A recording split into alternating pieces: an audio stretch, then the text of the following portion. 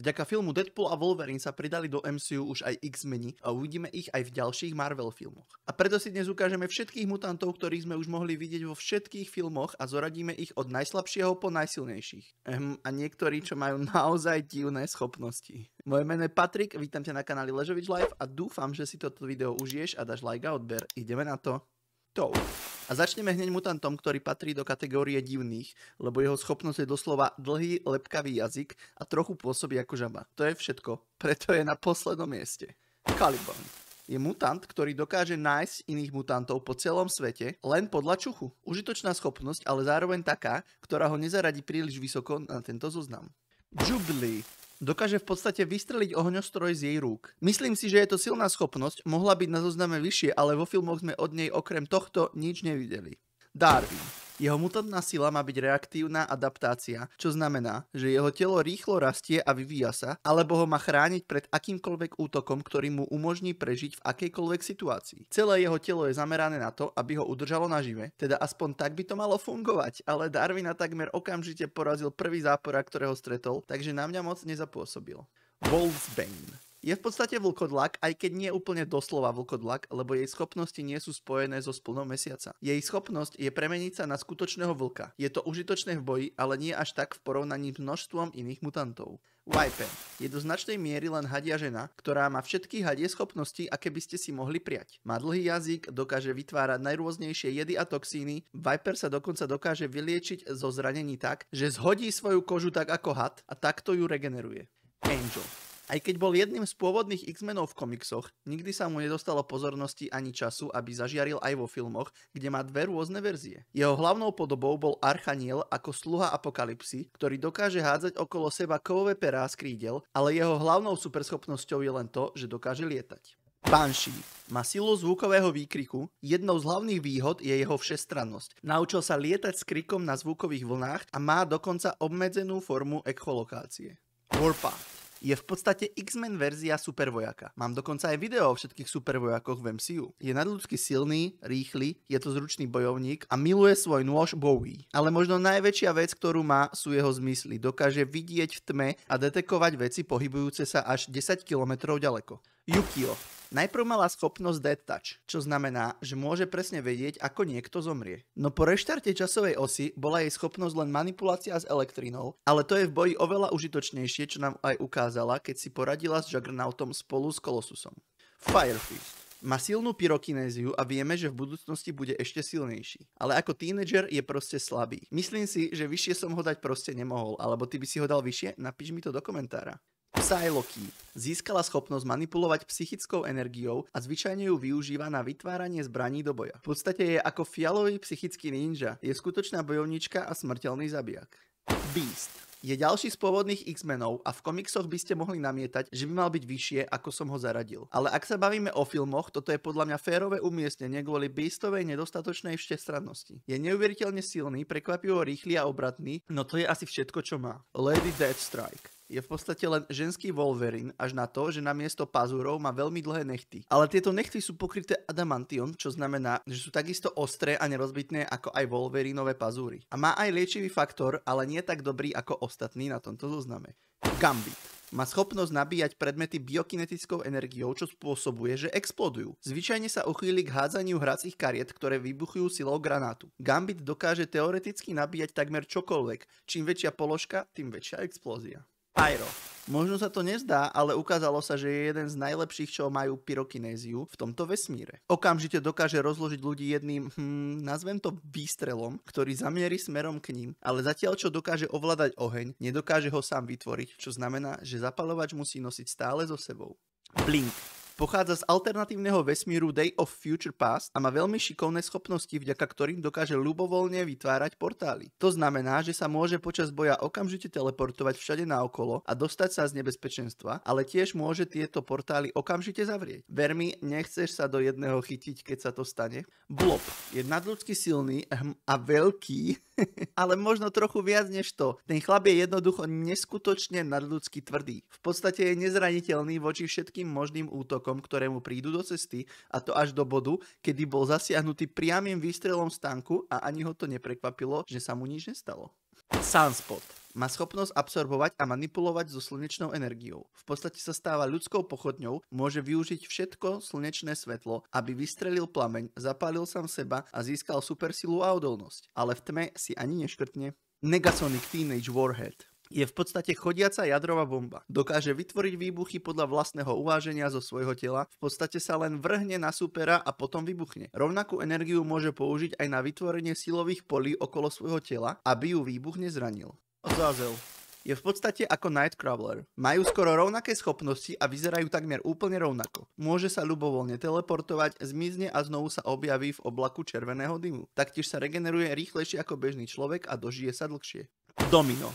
Môžete sa síce smiať z jej schopnosti, ale šťastie je v skutočnosti veľmi užitočná schopnosť. Dokáže okolo seba manipulovať s polami pravdepodobnosti, čo v podstate znamená, že dokáže obratiť veci vo svoj prospech aj bez ohľadu na to, aké nepravdepodobné to môže byť. A navyše je dobrá bojovníčka a elitná žoldnierka. Mystic sa narodila so schopnosťou zmeniť sa na kohokoľvek, koho chce, čo by sa jej malo hodiť, keďže jej skutočná podoba je šupinatá dáma s modrou kožou. Je tiež veľmi rýchla a obratná a samozrejme výborná bojovníčka. Dokáže zničiť väčšinu protivníkov, dokonca je schopná obstať aj proti niekomu ako Wolverine. Bishop má schopnosť absorbovať a presmerovať všetky rôzne typy energie, ktoré potom môže vystreliť späť ako jeho vlastný energetický výboj. Je to dosť efektívna schopnosť, v podstate je schopný vstrebať váš útok, potom ho otočiť a použiť proti vám. No má to svoje hranice a jeho pohlcovanie energie môže byť preťažené. Cannonball. Dostal schopnosť sa premeniť na živú delovú gulu. To ste určite nečakali podľa jeho mena, čo? Nabije sa energiou a potom sa vystrelí do vzduchu na súpera. Tá istá energia, ktorú používa na nabíjanie, tiež vytvára okolo neho silové pole, ktoré ho robí nezraniteľný. Takže hoci sa doslova rúti hlavou napred do nebezpečenstva, v skutočnosti sa mu nič nestane. Havok. Je Cyclopsov starší brat a majú v podstate rovnaké schopnosti. Obaja sú schopní vystreliť obrovský výbuch energie, no Havok namiesto z očí je schopný vystreliť z celého tela. Problém bol v tom, že nad tým nemal žiadnu kontrolu a nevedel tú energiu namieriť kam chcel, ale nakoniec sa to naučil a bol dosť silný. Laura, tiež známa ako X-23, je dcéra Wolverina. Má v podstate rovnaké schopnosti ako on, silný liečivý faktor a adamantiové pazúry. Rovnako ako jej otec, aj ona sa dokáže vyliečiť doslova z každého útoku, ktorý jej príde do cesty. Je to silná a zručná bojovníčka a dokonca aj z jej nôh vie vysunúť adamantiový pazúr, to je fakt divné. Mirage je zaujímavá, pretože hoci nemá kontrolu nad svojimi schopnosťami, môžu byť úplne ochromujúce a zničiť oveľa mocnejších nepriateľov. Má silu vytvárania ilúzií, čo znamená, že si môže vytvárať ilúzie o najväčších obavách a nočných morách svojho protivníka a potom ich použiť na terorizáciu svojich nepriateľov, čo im spôsobuje vážnu duševnú bolesť. Nightcrawler. Ja by som ho definoval ako OG teleportmana z X-menov, ktorý sa dokáže okamžite teleportovať z jedného bodu do druhého a to sa v boji naozaj hodí. Je odborníkom na používanie svojich schopností, je takmer nemožné ho trafiť v boji a dokonca sa dokáže teleportovať s nepriateľom niekde inde a vrátiť sa späť bez neho. Kitty Pryde má schopnosť fázovať objekty, čo znamená, že sa môže doslova posunúť na atomovú úroveň a prejsť cez pevné predmety. Čo je ale naozaj silné je, keď so sebou vezme niekoho iného a nechá ho uviaznutého na polceste v predmete alebo v stene alebo v čomkoľvek cez čo prejde. X-24 je klon Wolverina, ktorý má v podstate všetky schopnosti skutočného Wolverina, ale chýba mu ľudskosť. Má tiež adamantiové pazúry, ale jedinou nevýhodou je, že jeho liečivý faktor nie je až tak vyvinutý. Vylieči sa takmer zo všetkého, len to trvá dosť dlho.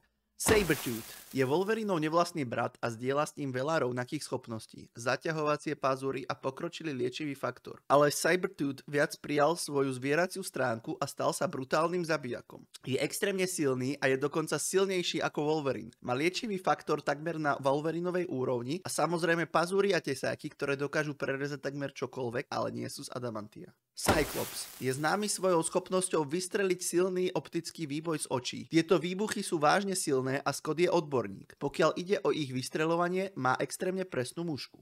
Sebastian Shaw bol vodcom Hellfire Clubu, ktorý sa venoval rozputaniu jadrovej vojny s cieľom zničiť ľudstvo a má schopnosť manipulovať s energiou. Dokáže absorbovať všetky druhy energie a potom ju použiť na zvýšenie svojich fyzických schopností alebo na vypustenie ničivého energetického výbuchu. Shawa je tiež ťažké poraziť v boji kvôli tejto schopnosti, keďže dokáže absorbovať všetku energiu, môže vziať kinetickú energiu z vášho útoku a potom ju otočiť proti vám.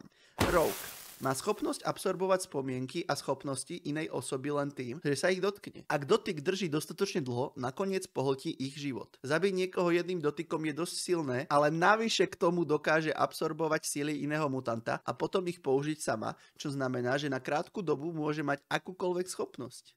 Emma Frost bola členkou Hellfire Clubu a má dve celkom dobré mutantské schopnosti. Dokáže zmeniť svoje telo na diamant, čo znamená, že sa stane veľmi silnou a tvrdou. Je tiež veľmi mocná telepatka, pravdepodobne na rovnakej úrovni ako Charles Xavier. Nedokáže však použiť obe tieto sily súčasne a táto slabosť bola v minulosti použitá proti nej. Deadpool je technicky za to tiež mutant, pretože mu bola vstreknutá, dá sa povedať, že droga, ktorá mu mala aktivovať akýkoľvek mutantný gen, ktorý sa v ňom skrýva. Aj keď to technicky fungovalo a dalo mu to liečivý faktor na rovnakej, možno aj vyššej úrovni ako Wolverine, tak na druhú stranu mu to tak trochu zničilo život. Ale Deadpool to všetko vzal s nadhľadom a stal sa jedným z najlepších bojovníkov na svete.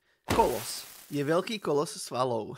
Wow. Ale je to tiež dobrák a má zlaté srdce. Dokáže premeniť svoje telo na oceľ, čím sa stane neuveriteľne silným a tvrdým až do bodu, v ktorom dokáže poraziť napríklad Angel Dusta alebo dokonca obstáť proti Juggernautovi. Wolverine je jednoducho najslavnejší X-Men doplnený o jeho charakteristické pazúry z adamantia a liečivý faktor. Je síce neuveriteľne silný, ale určite nie je najsilnejší a preto nie je na prvom mieste. Iceman sa nielenže dokáže premeniť na ľadového muža, ale dokáže aj rozstrieľať ľad všade naokolo seba, dokáže ľudí nechať zmiznúť, chytiť ich do ľadu alebo ich jednoducho zasiahne ľadovým výbuchom. Dokonca to vyzerá tak, že je schopný ovládať chlad a teplo v jeho okolí. Magic. Od nej sme toho nikdy veľa nevideli. Bola v jednom X-Men filme, ktorý väčšina ľudí nevidela, ale jej schopnosti sú zaujímavé, pretože má schopnosť cestovať medzi dimenziami. Je to dokonca aj zručná bojovníčka s mečom, čo nám aj ukázala v boji s Demon Beerom. Storm dokáže ovládať počasie tak, ako ona chce a preto je jedným z najmocnejších mutantov. Dokáže strieľať blesky, ovládať búrky, hurikány, tornáda, je to absolútna sila, s ktorou treba počítať. Je určite jednou z najlepších členov X-Menov. Juggernaut. Existuje niekoľko rôznych verzií Juggernauta, ale táto je určite najsilnejšia a najodstrašujúcejšia. Je neuveriteľne silný, trúfam si povedať, že je to najsilnejší mutant, čo sa týka fyzickej sily. Aj keď nie je priamo nezraditeľný alebo nezastaviteľný ako v komiksoch, táto verzia Juggernauta je stále veľmi tvrdá a v boji dokáže poraziť takmer každého. Cassandra Nova je dvojča Charlesa Xaviera, o ktorom nikdy nevedel. Je vládkyňou Voidu, jej schopnosti sú telepatia a telekinéza a je absolútne bezohľadná pri ich používaní. Doslova roztrhá ľudí na kusy, potom siahne do ich mysli a znova vytrhne všetky ich najhlbšie a najtemnejšie tajomstvá. Quicksilver je syn Magneta a je najrýchlejším mutantom. Bez problémov dokáže dosiahnuť nadzvukovú rýchlosť a nie len, že je schopný sa úplne vyhnúť guľkám alebo aj výbuchom a bleskom, ale táto rýchlosť mu pomáha aj v boji. Je schopný rozhýbať napríklad Apokalypsa s jeho údermi a vzhľadom na to, že existuje len hrstka ďalších mutantov dostatočne rýchlych na to, aby ho chytili, povedal by som, že Quicksilver si zaslúži byť medzi prvými na tomto zozname. Profesor X je zakladateľ X-menov. Je hnacou silou mieru medzi ľudstvom a mutantami a je jedným z najmocnejších telepatov na planéte. Dokáže s ľahkosťou čítať myšlienky ľudí, dokonca naraz prenikne do takmer každej mysle na planéte. A keď už je vo vašej mysli, môže ju jednoducho vypnúť, prevezme kontrolu, dokáže zasadiť do mysle spomienky, aké len chce a takisto ich vie vziať. V podstate si môže v ľudskej mysli robiť, čo chce. Je to naozaj strašidelné, keď sa nad tým zamyslíte. Magneto je najlepší priateľ profesora X, ale títo dvaja nemôžu byť odlišnejší, pokiaľ ide o vzťah mutantov k ľudstvu. Je majstrom magnetizmu a môže ovládať všetko v elektromagnetickom spektre, ale zvyčajne sa uchýli k manipulovaniu s kovom akýmkoľvek spôsobom, ktorý chce. A Magneto presne vie, ako túto silu využiť. Od vytiahnutia všetkého kovu z krvi človeka až po posunutie magnetických polov Zeme a spôsobenie deštrukcie po celom svete. Apokalyps. Je to prvý mutant predok všetkých druhov mutantov a je vhodné, že je tiež jedným z najmocnejších mutantov. A nie len to, ale má takmer všetky schopnosti, ktoré by ste mohli chcieť. Má telepatiu, telekinézu, dokáže ľubovoľne vytvárať portály a silové polia, dokáže manipulovať so všetkou hmotou okolo seba, je neuveriteľne nadľudsky silný, rýchly a húževnatý až do bodu, kedy by mohol byť priam nesmrteľný. A ak vám tohto bolo stále málo, tak má tiež schopnosť dávať schopnosti iným. Ale na prvom mieste nemohol byť nikto iný ako Jean Greyová, osoba, ktorá porazila Apokalypsa a to bolo ešte predtým, než sa oficiálne zapojila do Phoenix Force. Nie je len najmocnejšou telepatkou na Zemi, ale má aj úplne neobmedzenú telekinéziu. V podstate si môže robiť čo chce. A po zlúčení s Phoenixom sa stala ešte mocnejšou a ľahko prevýšila moc Profesora X aj Magneta. Keďže jej boli v podstate dané sily kozmického boha. Jean Greyová je najmocnejší mutant, akého sme kedy videli. Ako môžete vidieť, tak vo filmoch nám bolo mutantov predstavených už naozaj veľa a určite sa nájdú takí, ktorých by ste radi videli na inom mieste a nesúhlasíte so mnou, kam som ich umiestnil, alebo som možno aj na nejakých zabudol, takže určite mi o nich napíšte do komentárov a nezabudni na like a odber. Díky moc.